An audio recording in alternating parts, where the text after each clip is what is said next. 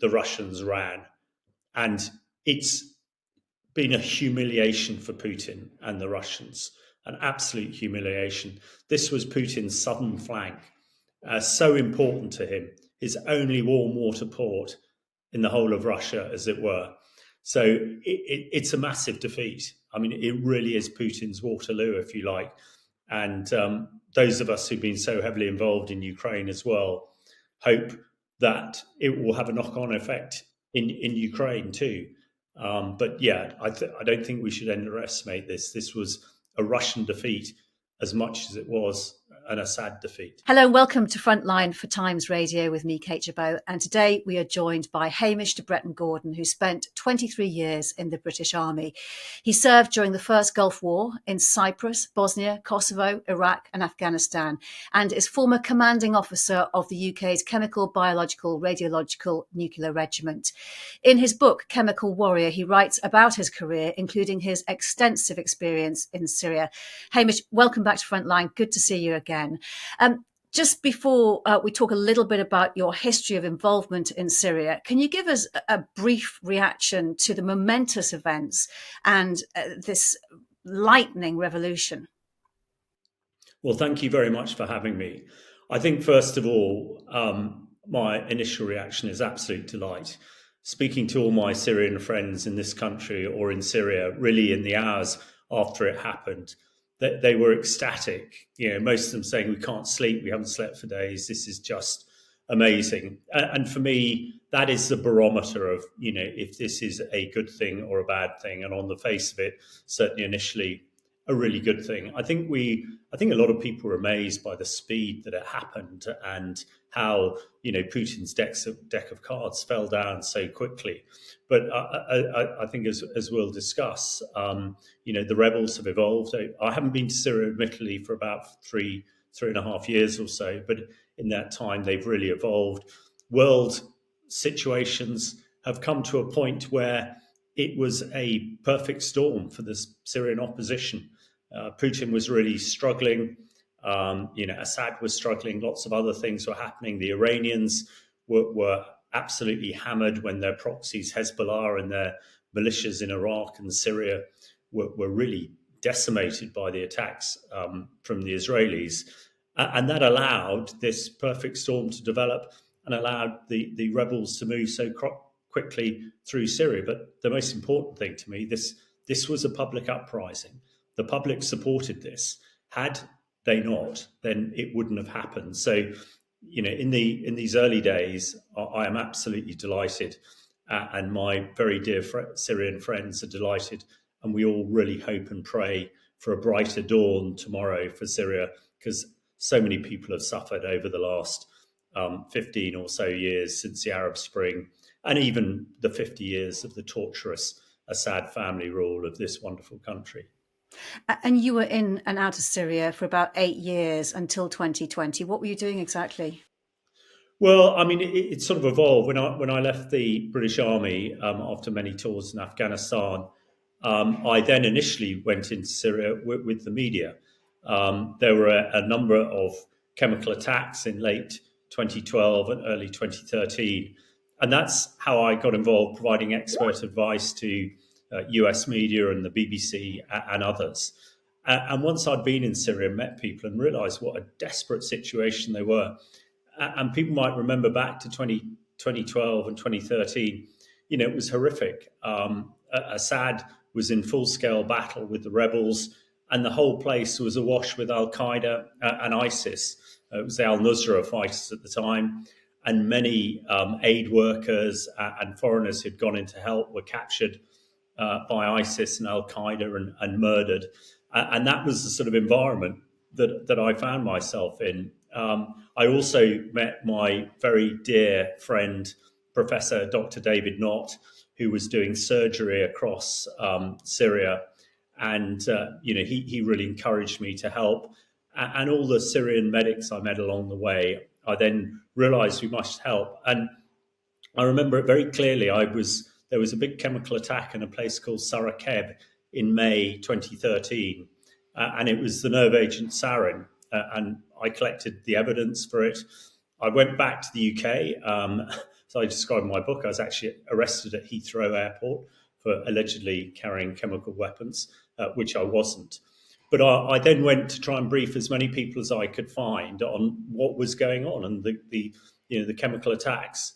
It was very difficult to get any traction. And senior politicians at the time were saying, well, we need hard evidence to do anything. And then we had the massive chemical attack in Ghouta, 21st of August 2013. 1,500 people were killed. I then came back again because there was a vote in Parliament that September on whether Britain was going to support the Obama red line, which was Obama saying use of chemical weapons would not be tolerated and the Americans and its allies would strike whoever did it. And I failed to convince people that it had to be done. And as my piece I've written in the Telegraph today saying, because we didn't vote to take out Assad's chemical weapons then, he's remained in power for 11 years, hundreds of thousands of people are killed. And, we must not repeat the same with Putin. And then after that, and because so many people were killed from cross-contamination in that big attack, I was then convinced by people in Syria to set up something called the Syrian task force. And this was to arrange hospitals so that they wouldn't create more casualties when they had chemical attack, to teach doctors how to treat chemical casualties. And I suppose most important for the future on how to collect evidence of these chemical attacks. Because a lot of people in Syria at the time were saying to me, Hamish, why isn't the West coming to help us? And I couldn't really answer, but I said, I had fought in the Bosnian wars. And that year, a number of Bosnian generals were being sent to jail for the crimes that they committed many years before. And that was from evidence people collected. So collect evidence. And that's really what we did, organised for the next 5 or 6 years. And, I'm very delighted. The teams who did that are still in Syria, and the White Helmets, who I had helped train as well, are still there and doing great stuff. So that is why I got involved and kept going back. And just the final bit on this, I suppose the proudest thing in my life is that the evidence we collected is forming the basis of the evidence against President Assad. And the German government last year issued an arrest warrant for Assad for the use of chemical weapons. And, the evidence that they've got has our DNA all over it. And there were a lot of people who did incredible things, unbelievably brave things to get that evidence out. And I hope that will always be worth it in the long run. But yeah, sorry, a very rambled answer as how I got involved in Syria. And it was also the people who just kept me coming back.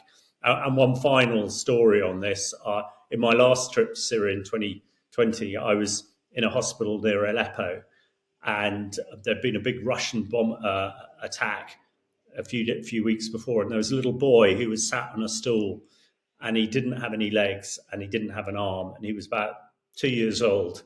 And bizarrely, my oncologist rang me up and while I was there and informed me that I had prostate cancer. Luckily, the prostate cancer is not very dangerous, but I felt very glum at the time, and I looked at this little child.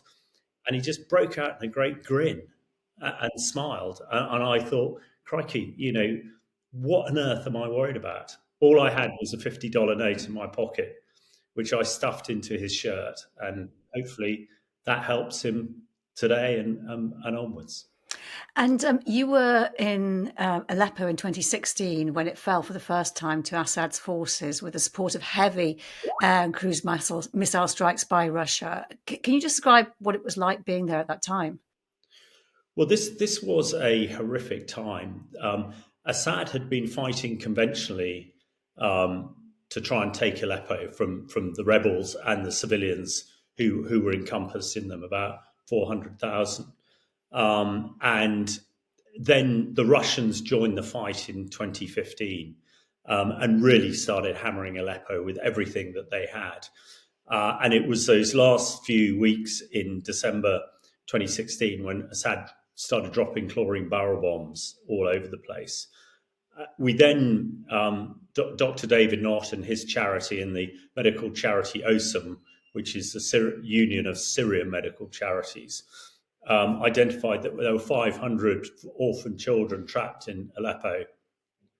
And David and I, managed to negotiate a ceasefire to get them out. So, I was, not directly in Aleppo under this bombardment, but some of our doctors from OSAM and Doctors Under Fire were, and managed to get the children out. And I think that they all survived, and David and the other surgeons worked on them and did some amazing, incredibly fantastic medical work to help them survive.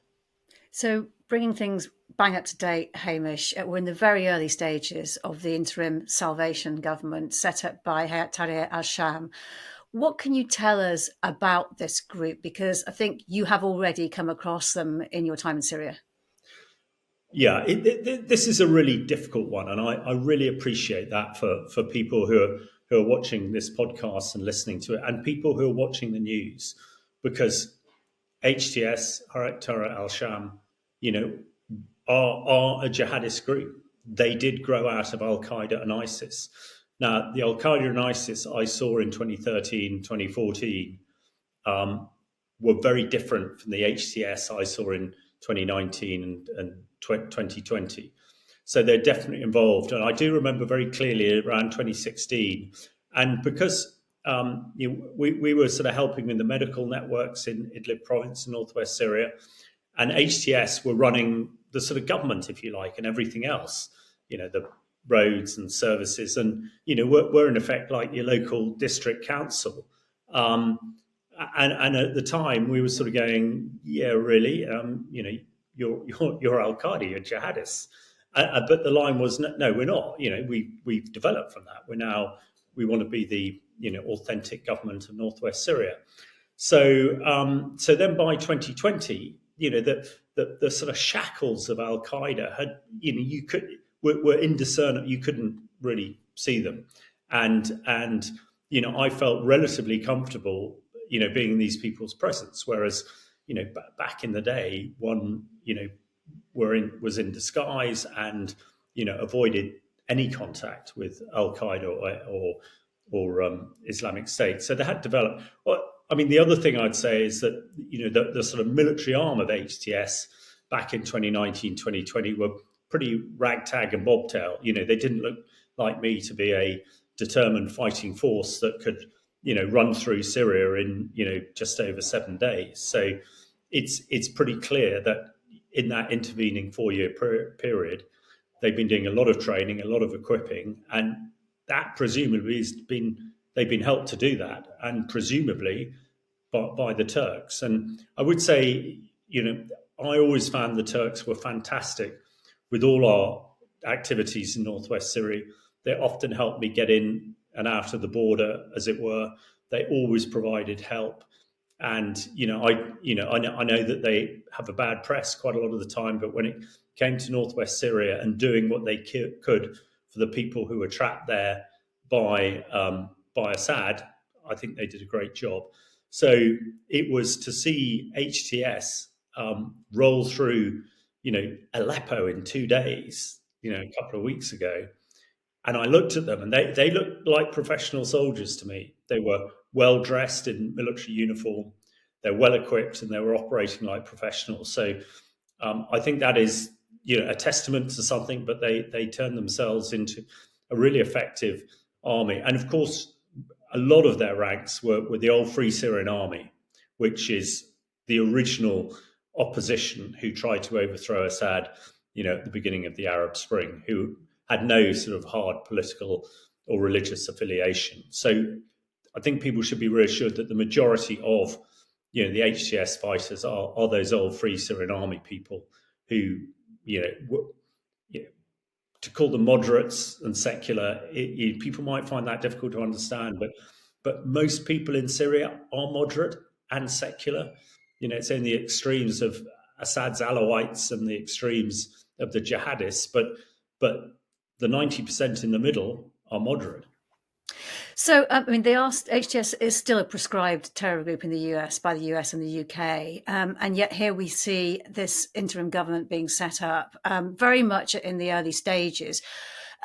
From what you're saying, can I take it that you're fairly convinced that they will be sincere, democratic, inclusive, and that they are, national Syrians? That nationalists, they have abandoned their jihadist kind of intentions. I mean, and if what will you be looking out for in terms of the signals that that is the case?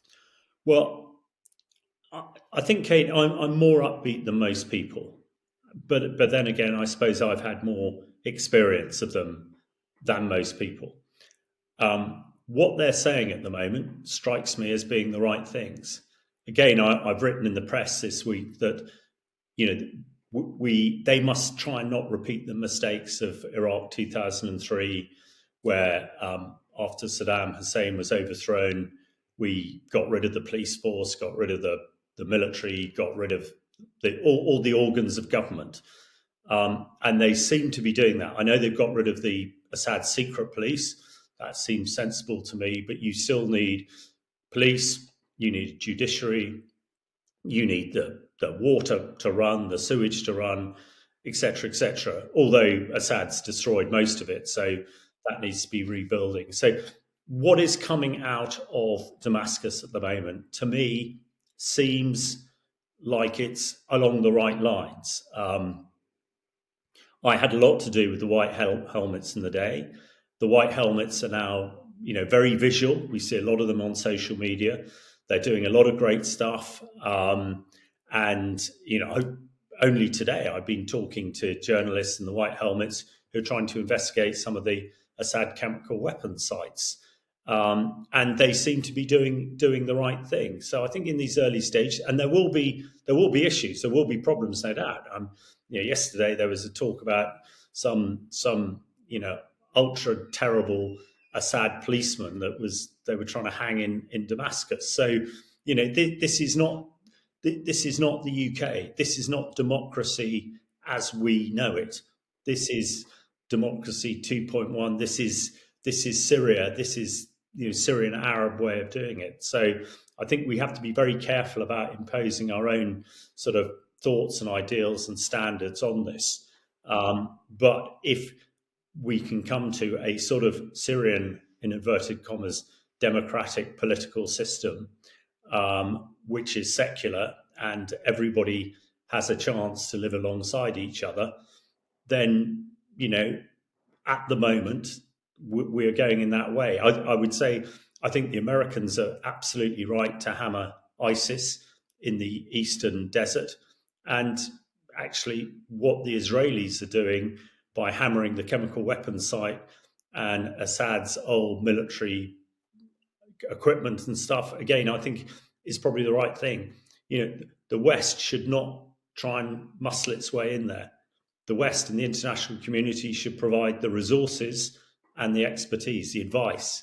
But the Syrians and their Arab colleagues in the region, really, they have got to come to the solution. And just for anyone who's listening who may not be familiar with what the white helmets are, it's a volunteer force, isn't it? And that we've seen on our screens, getting people out of the rubble of destroyed buildings and almost like a volunteer emergency service. Absolutely. They were set up, crikey, back in sort of 2014. They were originally called Mayday, set up by a dear friend of mine, James LeMessurier, and a bunch of people. And they're the sort of emergency services. They're the ambulance service. They're the fire brigade. And they call themselves the civil defence. When a hospital was bombed, they would go in there, recover people, and put the fires out. And the British government financed them to a massive degree and did a really good job. And that, I think the British government gets a really good tick for that because that was great. And we see them now in Damascus and all over Syria helping out because, of course, there wasn't much of this elsewhere in Syria unless you were in the sort of elite suburbs of Damascus being protected by Assad. So, yeah, they are a real force for good. And I know many of them and, long may they last. And, I'm sort of, when journalists ring me up and say, with the white helmets, we're about to go somewhere, do you think that's okay? And I go, if you're with the white helmets, yeah, I think you're probably going to be okay. And just one final question about HTS in the interim governing role. Take on board everything that you said, but also, I suppose, what the fear that people have is that, will they actually stick to what they said, stick to the line, or will it go the way of the Taliban, that once they actually consolidate their power and consolidate their government, that actually they will become much more hardline? Well, Kate, that of course is what we all fear. What I hope is that they will start engaging with the Syrian diaspora, the Syrian government in exile, who've been in exile in Turkey for so long. There are many judges, there are many doctors, surgeons, politicians, lawyers. There are lots of Syrian expertise who are desperately waiting to go back in and help set up and run things. And all the ones I know are very moderate and are not far right jihadists as we worry that HTS might turn into. So there is that possibility, absolutely, which is why we must do all we can, in the short term, to help them without imposing a Western ideals. And the key thing is that there are enough Syrian experts around, Syrian people who want to go and help, and I hope they're embraced and brought back in. And I'm sort of starting to get the feeling that is happening. So again, it could all go badly wrong, but there seems to be the right intent at the moment. HTS didn't bring down Assad on its own. There was a de facto coalition of groups involving rebel forces that did so, and they were unified in that particular objective. Now he's gone. What happens next? Because we know that the interim government wants to dissolve the rebel groups and form a new national army. Can they do that? And presumably they can't impose it on everybody. Well, that is true, and there are a number of different groups around Syria. I get the feeling at the moment that there is majority support for this. I'm already hearing there were issues with the Kurds up in the northeast and northwest, potentially again getting engaged with a fight with some of the rebels. Understand the Americans there brokered a ceasefire and peace with them, so that is sort of positive. I think they're absolutely right. They need a new Syrian army, if you like, to protect and help do stuff. And it would strike me that because there are so many of the old Free Syrian Army amongst the rebel fighters, you've already got a cadre of people to build around, and they'll need equipment and support and everything else. So I think it is possible. As I say, if you accept my premise that 80-90% of Syrians are moderate, you would hope with that sort of perspective, then this can be possible. But we mustn't forget that they've been ruled by the tyrannical Assad family for 50 years. And that's a really big shackle to throw off.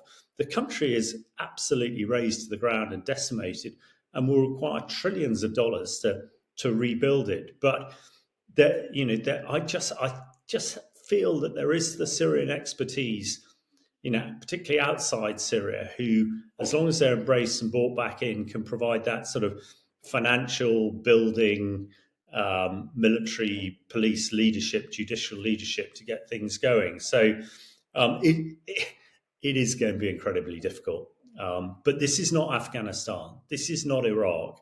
And that's something our own politicians need to really understand and take that aboard. We shouldn't. It'd be too easy to assume that it will be Afghanistan and Iraq and give up. That's not the case. Syria is very, very different. And at the moment, the HTS leadership are saying the right thing. They seem to be doing the right things. And when I see my colleagues and friends from the White Helmets getting around the country doing good stuff, it gives me confidence. But there's a long way to go yet, and they'll need a lot of help. And we need to make sure we give the help that they ask for, not what we think they might need. So, how great do you think the danger is right now with the country in the state that it's in, and the power vacuum that IS will try and re-establish itself? The IS thing is big, which is why I said a little bit earlier on the fact that the Americans are hammering them and hitting them is the right thing to do. It might sound very callous, but Islamic State were hammered. I mean, I was the Peshmerga's chemical weapons advisor for 2 years when we fought ISIS between 2015 and 2017. And the Peshmerga did a fantastic job of destroying ISIS in Iraq, which pushed them back to the eastern area of Syria. So they have been pretty subdued for some time. But of course, that is a potential problem. But speaking to my Syrian friends and those close to HTS, they tell me, these guys are, of course, Islamists, but they're not interested in a caliphate. They're not interested in any place outside Syria. They want to put Syria back on the map. So, ISIS are going to be a problem, absolutely. And that's why what we can do best, we, the Americans, the coalition, is to make sure ISIS are not allowed to try and get involved in what's happening in Syria at the moment and keep them at arm's length, because I think the majority of the Syrian moderates want nothing to do with them at all. Israel has also been carrying out bombing raids on Syria on its chemical weapons stockpiles. And you mentioned your work earlier. I mean, what do we know about exactly how big those stockpiles are and what they're made up of? Well, I think in public, we probably don't know very much. People will remember that the Organization for the Prohibition of Chemical Weapons went into Syria in 2013 and 2014 and removed and destroyed Assad's declared stockpile of about 1,500 tons of chemical weapons and chemical precursors. But myself and a few others who probably knew a bit more than most about this at the time said that was woefully short. And he had probably kept back a half or perhaps 2/3 of his chemical weapons stockpile. In subsequent years, in 2017, 2018, the British and Americans bombed his chemical weapons facilities, but did not destroy them all. It's probably, when Assad fell the other day, there were probably a few hundred tons of chemical weapons in various sites across Syria. Israel has been bombing them, and I think the UK and the US has. I think they are relatively positive about that being done. It's not the ideal way to destroy chemical weapons, but it's probably the least worst at the moment until the Organization for the Prohibition of Chemical Weapons can actually get to these sites and verify they're destroyed or destroy them themselves. So, bottom line is there was probably a lot of chemical weapons left, and the absolute last thing that anybody wanted is for those chemical weapons to fall into ISIS hands. At the moment, it's a good thing to do. I think I mentioned earlier, it really concerns me when journalists ring me up who are just about to go and visit these chemical weapons sites after they've been bombed. And I'll reiterate, as I've done on social media, you need to be really careful about going around these sites. Because I was going to say to you said that this is bombing is not the best way to dispose of these chemical weapons. I mean, to a lay person, it sounds like it's hugely risky. Can you literally just bomb chemical weapons out of being effective or out of existence without there being some kind of real public danger in the area? It's not ideal, absolutely. In the ideal world, you'd go in, you'd bag them all up, you'd take them away, and you'd put them in a big incinerator somewhere. But we're far from a perfect world. Actually, blowing them up does destroy them. Blowing them up, setting them on fire. In effect, when we destroy them at somewhere like Porton Down, we put them in an incinerator and burn them. So it is effective. However, the collateral damage. Anybody in the vicinity of that plant is potentially going to get harmed. Contamination is probably less of an issue than people would think, because even if there is a residue left, this stuff is, it's not a vapor as such. It doesn't fly away on the wind. It would gather in pools, if you like. So the contamination threat is probably fairly small. It's not what you would do if you had the perfect situation, but in the lack of that, it's probably the next best thing to do. Can I just ask you now specifically about Russia's military bases in Syria? The question remains exactly what has happened in Latakia and its warm seaport in Tartus. What can you tell us? Has Russia withdrawn all its assets or hasn't it? Do we know exactly what's going on there? I think things are becoming clearer. What is clear is when it looked like the rebels were on the march, the Russians ran for the hills and left pretty quickly in a hurry, and so did the Iranians, and that really precipitated the fall of the Syrian army, who didn't fight; they just ran away because these their trainers and experts ran away too. It's pretty clear that the Russians have moved virtually all of their ships, if not all of their ships, from Tartus, and it's pretty clear they moved most of their aircraft and put Assad on one of them and took him away. So I think, and people might remember the Russians cleared their embassy a few days before Damascus fell, and I would be very surprised if there are any Russians left in Syria. As far as their bases are concerned, that they have obviously been bombed, may well have been bombed and damaged by the Israelis, who have been taken out, Syrian ships and aircraft. There are pictures of rebels and other Syrian civilians now occupying those Russian bases. Whether the Russians again get anything back from them, but I think generally the Russians ran, and it's been a humiliation for Putin and the Russians, an absolute humiliation. This was Putin's southern flank, so important to him, his only warm water port in the whole of Russia, as it were. So it's a massive defeat. I mean, it really is Putin's Waterloo, if you like. And those of us who've been so heavily involved in Ukraine as well hope that it will have a knock-on effect in Ukraine too. But yeah, I don't think we should underestimate this. This was a Russian defeat as much as it was an Assad defeat. When you say you hope it will have a knock-on effect in Ukraine, how do you see that? How could it have one? Well, I think there are a number of things. It's first of all, it's been very clear that Putin has not been able to operate on two fronts, and the way that the Russians do their command and control. And what I mean there is, how the Russian generals direct warfare has been completely exposed, because actually Putin is virtually the person who has to, sign off every bit of military activity. And that is incredibly laborious and very, very slow. I think psychologically, it's shown to the world and hopefully the Ukrainians that these Russians, are not invincible. And Putin invested so much resources in Syria and so much, personal resources that again, it'll be a blow to him. And even the Russian press are now admitting this is a shocking defeat for Russia. And as soon as the Russian press and the and the glitterati, if you like, in Moscow start questioning their leader and start questioning Putin, then I think things could go very quickly bad for him. Let's not forget it was the mothers of Russia who convinced the Kremlin to withdraw from Afghanistan in the 1980s when 17,000 Russian soldiers were killed.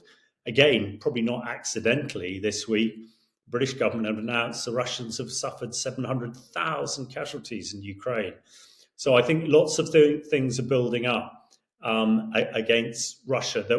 This is a death by 1,000 cuts might not be quite the right analogy, but it's that sort of idea, because we already knew that when President Trump comes in a few weeks' time, and we're expecting him to enforce a peace, Putin has invested so much time and effort to try and retake Kursk, which the Ukrainians took a few months ago, and he's failed to do that. So I think the momentum is very much against Putin, and in warfare, even maybe to use a sporting analogy, once you lose momentum, it really it multiplies itself. And I think that although we're unlikely to see the Russian pack of cards fall quite as dramatically and quickly as the Assad pack of cards did, given the right push by the international community, particularly the Americans and ourselves and other NATO countries, it could put Putin in a really difficult position when Trump comes into power. And even Putin knows that Trump really holds, the key cards here, the ace. So it gives me, hope and confidence that actually we might get a reasonable solution for the people of Ukraine, perhaps sooner rather than later. Hamish De Bretton Gordon, it's been great talking to you. Thank you very much for your time. Pleasure. Thanks for having me. You've been watching Frontline for Times Radio with me, Kate Gerbeau. If you'd like to be the first to get exclusive content, you can sign up for membership with the link below. You can also listen to Times Radio for the latest news or read it on thetimes.com. My thanks to our producer today, Louis Sykes, and to you for watching. Bye for now.